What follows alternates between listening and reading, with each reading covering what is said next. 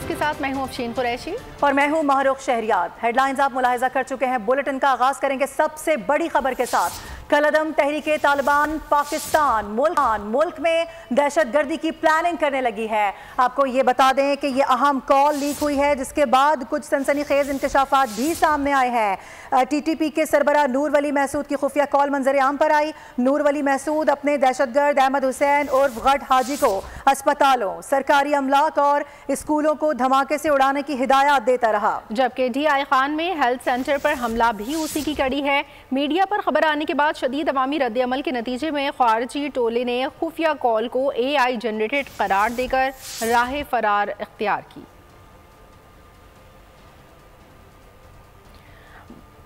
कलअदम तहरीके तालिबान पाकिस्तान मुल्क में दहशत गर्दी की प्लानिंग। नूर वली महसूद की खुफिया कॉल मंजर आम पर आ गई। नूर वली महसूद अपने दहशत गर्द अहमद हुसैन उर्फ गट हाजी को अस्पतालों, सरकारी अमलाक और स्कूलों को धमाके से उड़ाने की हिदायत दे रहा है। आपको ये अपडेट कर दें, इस वक्त कलअदम तहरीके तालिबान पाकिस्तान मुल्क में दहशतगर्दी की प्लानिंग करने लगी है और बता दिया गया है कि मुल्क को नुकसान पहुंचाने वाले और गंदे अज़ाइम रखने वाले अपने अज़ाइम में कामयाब नहीं हो पाएंगे।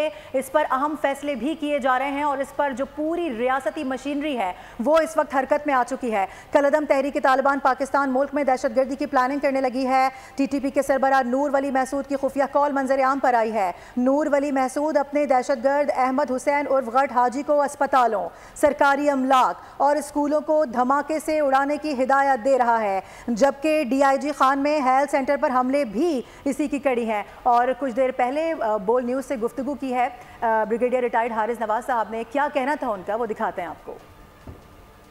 तरीके से ये अपने कमांडर्स को, अहमद हुसैन को और उसके बाद साकिब गंडापुर को इंस्ट्रक्शन दे रहा था, और जो कि बहुत ही खतरनाक टेररिज्म की बात थी और इस पे दुनिया में कोई इसकी गुंजाइश नहीं। जैसे कि जब वो कह रहे हैं कि आप हॉस्पिटल, स्कूल, उसके बाद मिलिट्री इंस्टॉलेशन की तबाही करें, उड़ा दें इनको, और उसके बाद जाके लोग ऑफिसर्स के घरों में, सिविल फोर्सेज हैं उनके घरों में सिविल घर उड़ा दें, तबाह कर दें, और मेरा नाम नहीं आना चाहिए। This is really very very है। TTP, उसके बाद BLF, मजीद ब्रिगेड, कुतुब बलूचिस्तान में इन सबको कंबाइन करूँ और बलूचिस्तान में अड्डा बना के वहाँ पर हुकूमत पाकिस्तान ने कलअदम TTP के सरगना नूर वली महसूद के खिलाफ सख्त कानूनी चाराजोई का फैसला कर लिया। कलअदम TTP के सरगना के खुफिया कॉल लीक का फॉरेंसिक कर लिया गया।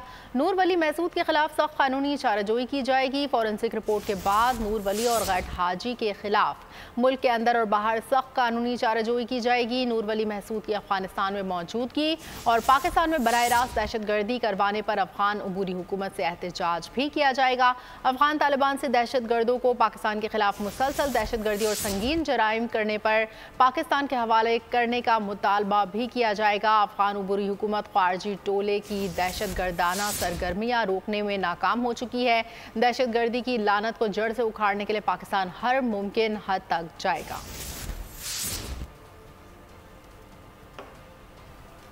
और अब आपको ये बताएं कि HRCP की बन्नू में मुजाहिरीन पर फायरिंग पर बेबुनियाद ट्वीट सामने आ गया है। लिखा गया कि मुजाहिरीन पर सिक्योरिटी एहलकार ने फायरिंग की। HRCP ने सिक्योरिटी इदारों पर मन घड़त इल्ज़ाम लगा दिया है। HRCP की जानिब से ट्वीट में यह बात वाज़ेह नहीं की गई कि मजमू में फायरिंग कहाँ से हुई, अलबत्ता इसका इल्ज़ाम बराह रास्त सिक्योरिटी इदारों पर लगाया गया, जबकि हलाकतों के हवाले से भी बेबुनियाद हकाइक पेश किए गए और मरने वालों की तादाद भी बढ़ा चढ़ा कर बताई गई है।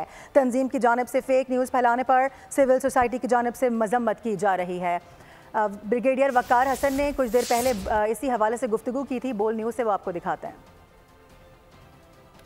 HRCP एक बड़ा जिम्मेदार इदारा है और उसकी एक इंटरनेशनल स्टैंडिंग है। अगर वो इस तरीके से फेक न्यूज़ में शामिल होते हैं विदाउट ऑथेंटिकेशन और क्योस की तरफ पाकिस्तान को ले जाना चाहते हैं, तो मेरे ख्याल बड़े शर्म की बात है। And they should be made accountable. ये कोई मामूली चीज़ नहीं है। अभी जो बन्नू में वाक़या हुआ अनफॉर्चुनेट, इसमें भी देखा जाए तो इंटरनल आपस में ही फायरिंग हुई है। रिपोर्टेडली लोग कह रहे हैं शायद PTM ने की, JUI के लोगों पे भी इसकी कंफर्मेटरी रिपोर्ट आनी। किसी सिक्योरिटी एहलकार ने क्राउड पीपल को फायरिंग नहीं की। क्या उन्होंने खुद किया, एक प्लान था, एक डिजाइन था। अनफॉर्चुनेटली इसमें KP गवर्नमेंट को भी देखना चाहिए कि उनकी जिम्मेदारी है वहाँ पे लॉ एंड ऑर्डर। और फौरन जो है एक नैरेटिव बनाया गया अगेंस्ट द मिलिट्री। बन्नू वो डिफरेंट एरियाज हैं, वहाँ पे एक फुल फ्लैश्ड टीटीपी इंसर्जेंसी जारी है और मुजाहिरीन के गार्ड में टीटीपी के लोग आके कोई भी बड़ी दहशतगर्दी की कार्रवाई कर सकते हैं। तो उनको ये मजमे लगाना, क्राउड में आना, छावनी तो क्या ये शहर में भी ये लोगों की अपनी सिक्योरिटी के लिए जरूरी है। और जो लॉ इन्फोर्समेंट एजेंसीज हैं, ये उनका काम होता है पूरी दुनिया में कि क्राउड को डिस्पर्स करना लोगों के मुफादे आमा के इंटरेस्ट में। आगे बढ़ते हैं, आपको बताएं तहरीक इंसाफ को मखसूस नशिस्तें मिलेंगी। इलेक्शन कमीशन ने सुप्रीम कोर्ट के हुक्म पर अमल का फैसला कर लिया। कानूनी टीम को अमल में रुकावट की निशानदेही की हिदायत कर दी। इलेक्शन कमीशन का कहना है कि रहनुमाई के लिए सुप्रीम कोर्ट से रुजू किया जाएगा। मामले पर ऐवान सदर में बैठक लगी। हुक्मरान इत्तेहाद नशिस्तों के फैसलों पर नजरसानी की अपील करेगी। पीपल्स पार्टी ने PTI पर पाबंदी का मामला पार्टी मुशावरत और CEC के तौसीक से मशरूत कर दिया। बानी PTI और आरिफ अलवी और कासिम सूरी पर आर्टिकल 6 लगाने का मामला भी पार्टी मुशावरत से मशरूत कर दिया। पीपल्स पार्टी ने पाबंदी का फैसला पार्लियामेंट और काबीना में ज़ेर गौर लाने की शर्त लगा दी। और अब यह खबर कि काबीना कमेटी बराए खुसूसी सरमायाकारी सहूलत काउंसिल की तश्कील 9 कर दी गई है। काउंसिल में इसहाक डार, जाम कमाल और अता तारर को शामिल कर लिया गया है, जबकि काबीना कमेटी SIFC के अरकान की तादाद अब 15 हो गई है। महंगाई बदस्तूर हाय, अवाम इस हफ्ते भी रियायत से महरूम रहे। मुसलसल तीसरे हफ्ते कीमतों का ग्राफ ऊपर रहा। महंगाई की शरह 0.76% बढ़ गई। ईंधन गाड़ी का हो या पेट का, कुव्वत खरीद से बाहर होने लगा। इदारा शुमारियात की ताज़ा रिपोर्ट महंगाई ही महंगाई लिखती है। रवां हफ्ते 29 अशिया ज़रूरिया महंगी हुई। चिकन फी किलो 38 रुपए 29 पैसे महंगी हुई। खुश्क दूध 390 ग्राम का बैग 44 रुपए 89 पैसे महंगा हुआ। पेट्रोल फी लीटर 10 रुपए तक महंगा हुआ। अंडों की कीमत में 6 रुपए 78 पैसे फी दर्जन इजाफा किया गया। लहसुन पर फी किलो 10 रुपए बढ़ा दिए गए। दालें, ताज़ा दूध, चीनी, चावल और दही भी महंगी होने वाली अशिया में शामिल हैं। इदारे शुमारियत की रिपोर्ट में महंगाई की हफ्तावार सालाना मजमूई शरह 24.36% हो चुकी है। और अब कुछ बात करेंगे मॉनसून डिप्रेशन के हवाले से। साइक्लोनिक सर्कुलेशन इस वक्त भारतीय गुजरात के ऊपर मौजूद है और ये कम दबाव अब डिप्रेशन की शक्ल इख्तियार कर गया है। सिंध में आज भी अच्छी बारिश की पेशगोई कर दी गई है। थरपारकर है, नगर पारकर है समेत कई इलाके हैं जहां पर बादल जम के बरसेंगे। गुज़िश्ता रोज़ कहां बारिश हुई, ये रिपोर्ट मुलाहिजा कीजिए। सिंध और पंजाब पर बरसने के बाद बादल खैबर पख्तूनख्वा पर मेहरबान हुए। पारा चलान में मीरखानी और दीर में तेज बारिश हुई। जल थल एक हो गया। सिंध के शहर टिंडोजाम, हैदराबाद, बदीन और ठट्टा में भी बादल बरसे, लेकिन इसके बावजूद यहाँ गर्मी का कहर बरकरार है। सखर, जैकबाबाद और कंबर शहजादकोट में पारा 53 डिग्री को छू गया। दादू, दालबदीन और जैकबाबाद में दर्जा हरारत 44 डिग्री हो गया। पंजाब में भी गर्मी का राज बरकरार है। हवलपुर, खानपुर, रहीम यार खान में दर्जा हरारत 43 डिग्री से ऊपर है। मुल्तान और फैसलाबाद में दर्जा हरारत 35 डिग्री हो गया। आज भी KP के वस्ती और जनूबी पंजाब, सिंध और बलूचिस्तान में तेज बारिश का इम्कान है। मुल्क में कहीं भी बारिश हो, कराची वाले बस बारिश के इंतजार में ही रहते हैं। गुज़िश्ता रोज़ भी बादल बरसे, लेकिन गर्मी और हब्स बरकरार है। कराची में समंदरी हवाएं बंद हैं, मौसम गर्म मरतूब है। हवा में नमी 76% से ज़्यादा है और दर्जा हरारत 37 रहेगा, लेकिन शिद्दत 45 से 53 डिग्री महसूस की जाएगी। इस वक्त भी कराची का पारा 37 डिग्री है और शिद्दत 50 डिग्री महसूस की जा रही है। दोपहर तक शहर से थोड़ा दूर थंडर सेल बनने की तवक्को है। बहरिया टाउन, DHA सिटी समेत शहर के मज़ाफ़ाती हिस्सों में हल्के से दरमियाने दर्जे की बारिश होगी। और कराची में जुलाई कभी खुशगवार हुआ करता था। बारिश से मौसम सुहाना हो जाया करता था, मगर ये जुलाई तो खासा गर्म रहा है। नमी के बायस गर्मी की शिद्दत भी ज़्यादा महसूस की जा रही है। मज़ीद बात कर लेते हैं, मरियम हसन की जानिब चलेंगे। मरियम, बताइएगा क्या कह रहे हैं महकमा मौसमियात वाले, क्या वजह है इसकी? शहर कायद गुज़िश्ता चंद दिनों से शदीद गर्मी की लपेट में है, लेकिन अब क्या वजूहात हैं इस मौसमियाती तब्दीली की। इस वक्त मैं डिस्ट्रिक्ट सेंटर के नाज़ाबाद में मौजूद हूँ और इस वक्त करंट टेम्परेचर 34 डिग्री सेंटीग्रेड है, लेकिन महसूस किए जाने वाला दर्जा हरारत इस वक्त 41 डिग्री सेंटीग्रेड है। इस वक्त हम गुलिस्तान जौहर में मौजूद हैं और यहाँ पर करंट टेम्परेचर जो है वो 34 डिग्री सेंटीग्रेड है, लेकिन जो फील लाइक टेम्परेचर आ रहा है वो 43 डिग्री सेंटीग्रेड तक आ रहा है। इस वक्त हमारे साथ चीफ मेट्रोलॉजिस्ट सरदार सरफराज साहब मौजूद हैं। हम उनसे इस मामले में जो साइंसी और टेक्निकल वजूहात हैं वो जानते हैं। देखिए, नीचे तो खैर आया पिछले 8, 9 और 10 मुहर्रम जो 3 दिन थे ना, उसमें तो बहुत शदीद गर्मी थी। उसमें तो हीट इंडेक्स या फील लाइक टेम्परेचर 56, 57 तक पहुंच गया हुआ था। लेकिन कल से जब से सी ब्रीज बहाल हुई है, कल शाम से बहाल हुई है, तो उसके बाद उसमें बेहतरी तो आई है। अब ये कि 40, 42, 44 इस रेंज में आ गया है। फील लाइक भी नमी असल में ज़्यादा होती है ना, आपको पता है कि अभी भी 68, 65 to 68% चल रही है। अब जो मुख्तलिफ़ जगहों पर मुख्तलिफ होता है तो ज़ाहिर है फील लाइक या हीट इंडेक्स मतलब सेम नहीं होता, सब जगहों पर सिमिलर नहीं होता। उसकी वजह ये है कि प्लेस टू प्लेस वेरी करता है और टाइम टू टाइम वेरी करता है। आइए अब चलते हैं हम किसी और इलाके में जहाँ जाकर हम जो है टेम्परेचर देखते हैं और फील लाइक टेम्परेचर भी देखते हैं। जहाँ हवा में नमी का तनासुब को महसूस करने में जो है वो ज़्यादा अपना किरदार अदा कर रहा है, वहीं दूसरी जानिब कराची में सब्ज़ा ना होना, शजरकारी ना होने की वजह से भी गर्मी की शिद्दत जो है वो ज़्यादा महसूस की जा रही है। इस वक्त हमारे साथ माहिर माहौलियात डॉक्टर आमिर मौजूद हैं, हम उनसे जानते हैं। लेकिन अभी भी कराची जो है वो हमें 45 से 50 के करीब फील करवा रहा है टेम्परेचर, और उसकी बुनियादी वजह यह है कि कराची को हमने कंक्रीट का जंगल बना दिया है। और अगर हम जायज़ा लें तो कराची में अब 5% भी पूरे कराची में हमें दरख्त नज़र नहीं आते, मतलब ना होने के बराबर है। जगह जगह ट्रैफिक जैम की वजह से, पीक आवर्स में जो ट्रैफिक जैम होता है उसकी वजह से एयर पॉल्यूशन भी बढ़ रहा है। हम सॉलिड वेस्ट की बर्निंग को भी बहुत ज़्यादा प्रमोट कर रहे हैं। और सबसे बड़ी बात, अपने घर को ठंडा करने के लिए हम जो AC लगाते हैं उसके आउटर से बेतहाशा हीट निकल रही है। हम बहुत सारी इन्वायरमेंटल प्रॉब्लम्स को इतना बढ़ा चुके हैं कि हमें ये जो टेम्परेचर है ये 50 आज फील हो रहा है। हो सकता है कि नेक्स्ट ईयर हम इसको 55 और 60 की तरफ चले जाएं। इस वक्त हम गुलशन इकबाल में मौजूद हैं और इस वक्त करंट टेम्परेचर जो है वो 36 डिग्री सेंटीग्रेड है। आइए हम शहरियों से ये जानते हैं कि उन्होंने अब तक कितने दरख्त जो हैं वो अपनी ज़िंदगी में लगाए हैं। नहीं, पर्सनली मैं बताऊँ तो मैंने दरख्त तो नहीं लगाए। घर में जो छोटे मोटे पौधे हो गए गमलों के अंदर, वही वो सब मैंने कहा अभी तक। हम सीनियर सिटीजन से जानते हैं। सर, आप बताइएगा कि आपने अब तक जो है अपनी लाइफ में कितने दरख्त जो हैं प्लांट किए हैं? बिल्कुल आप सही कह रही हैं कि शजरकारी बहुत ज़रूरी है, plantation.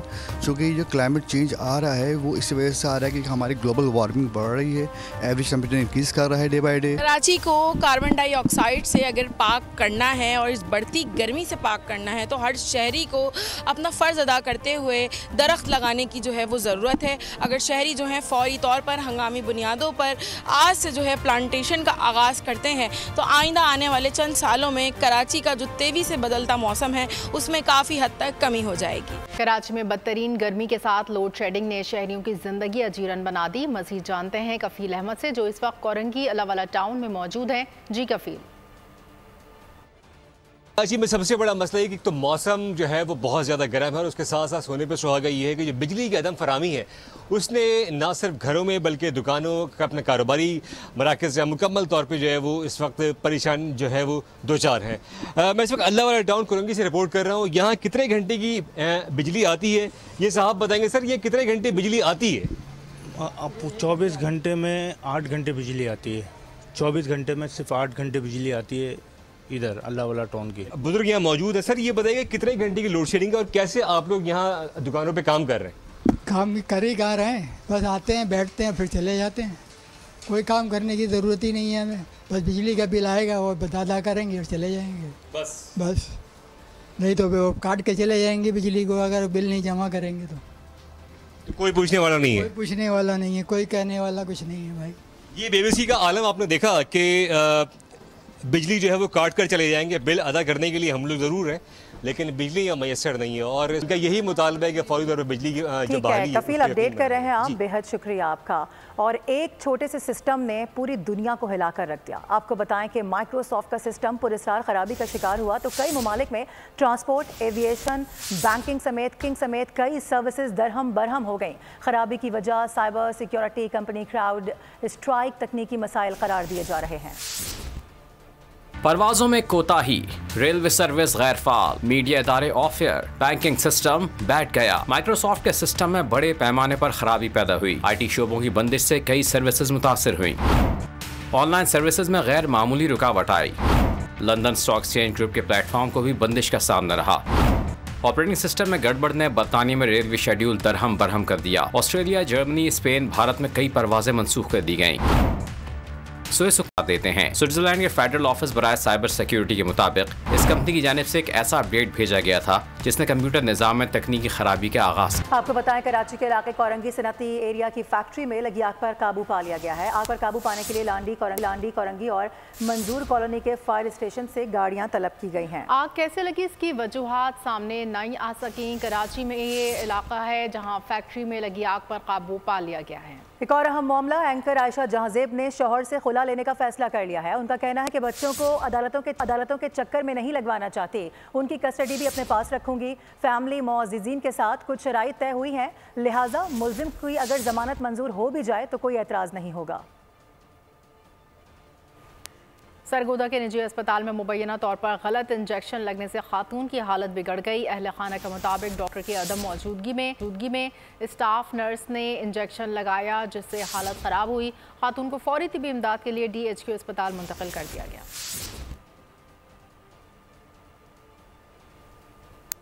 Very good and well done. Punjab में वज़रा और इंतजामिया की बेहतरीन कारकर्दगी पर वज़ीर आला मरियम नवाज खुश हो गई हैं। मुहर्रमुल हराम के दौरान सिक्योरिटी इंतजामात की भी उन्होंने तारीफ़ की है। इजलास से खिताब में मरियम नवाज का कहना था कि टीम ने उम्दा इंतजामात करके सर फ़ख्र से बुलंद कर दिया है। बड़े जुलूसों की ड्रोन के जरिए मॉनिटरिंग सूदमंद रही, जबकि मोबाइल फ़ोन और इंटरनेट सर्विस को बंद किए बगैर सिक्योरिटी इंतजामात बहुत बड़ी कामयाबी है। पुलिस की हिफाजत के लिए तमाम तर मैसर वसाइल फराहम करेंगी, जबकि आने वाले दिनों में लॉ एंड ऑर्डर की बेहतरी के लिए फुल प्रूफ इंतजामात भी किए जाएंगे।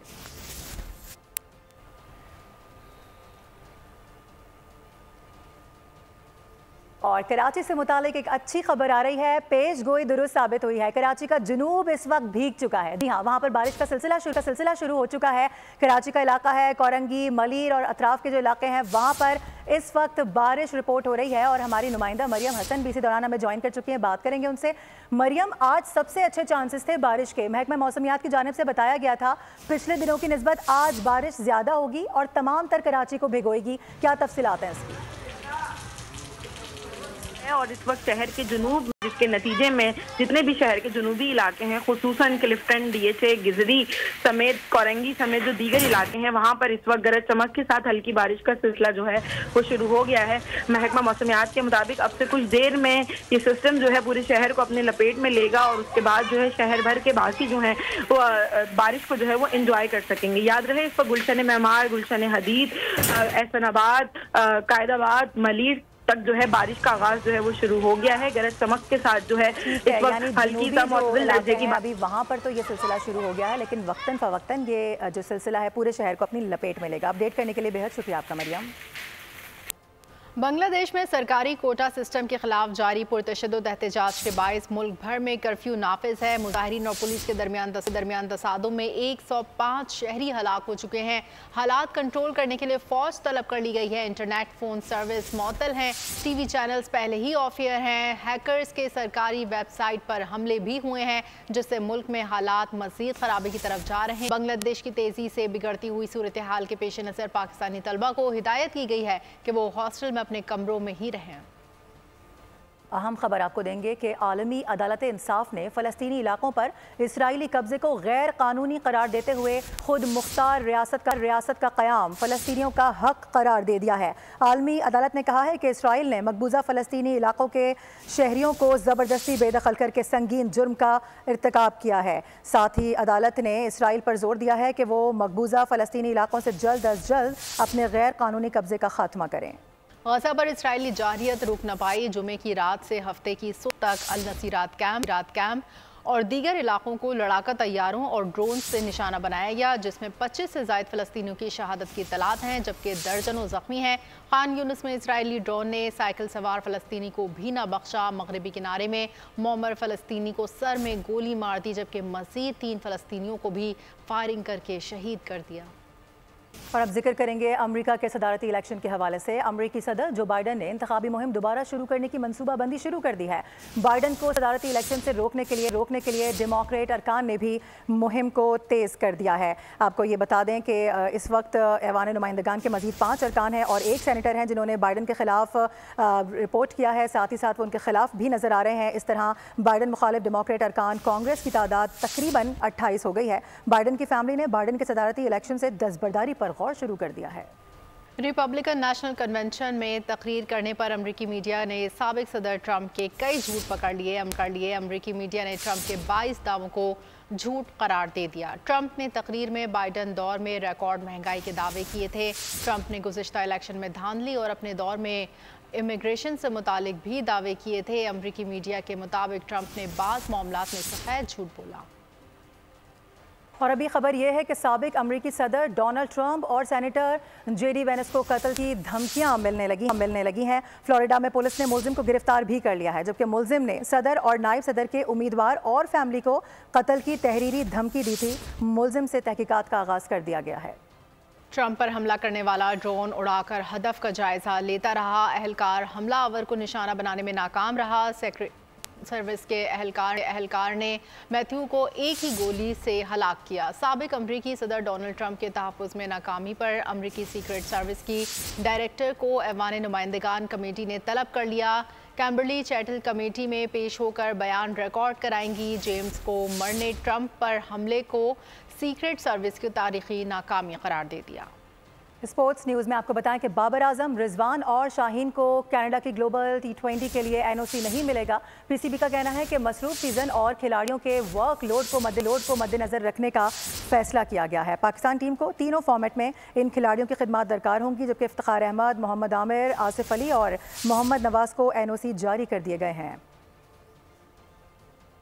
और कुदरती आफात और तबाही का ना ख़त्म होने वाला सिलसिला हॉलीवुड फिल्म क्वैक का सनसनीखेज ट्रेलर जारी। और इसी के साथ बुलेटिन से फिलहाल इतना ही। मज़ीद खबरों और अपडेट्स के लिए आप विजिट कर सकते हैं हमारी वेबसाइट boldnews.com। देखते रहिए।